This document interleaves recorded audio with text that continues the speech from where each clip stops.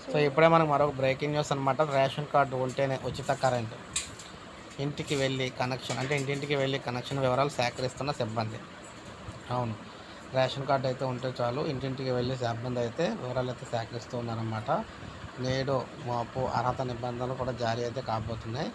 Ration card, Aadhaar, cell phone number అనుసంధానంపై ఉన్న current connection త్వరలోనే ఇళ్లకు వెళ్ళి తొలి దశలో గృహజ్యోతి కింద ఉచిత విద్యుత్ సరఫరా చేయాలని రాష్ట్ర ప్రభుత్వం కసరత్తు చేస్తుంది.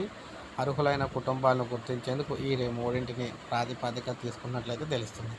వీటి ఆధారంగా విద్యుత్ సిబ్బంది ఇంటింటికి వెళ్ళి వివరాలు అయితే నమోదు చేస్తూ ఉన్నారు. ఇటీవల ప్రజాపాలనలో ఉచిత కరెంటు కోసం 81,54,153 మంది దరఖాస్తులు అయితే ఇచ్చారు. వీటిలో 30% మంది ration card, Aadhaar, cell phone నెంబర్లు సరిగా నమోదైతే చేయలేదు. తనిఖీల్లో భాగంగా విద్యుత్ సిబ్బంది ఈ వివరాలను అయితే మళ్ళీ నమోదైతే చేస్తూ ఉన్నారు.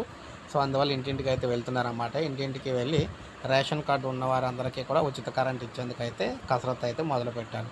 సో ఇది ఫ్రెండ్స్ వీడియో నచ్చితే లైక్ చేయండి, సబ్స్క్రైబ్ చేసుకోకపోతే మన ఛానల్ సబ్స్క్రైబ్ చేసుకోండి.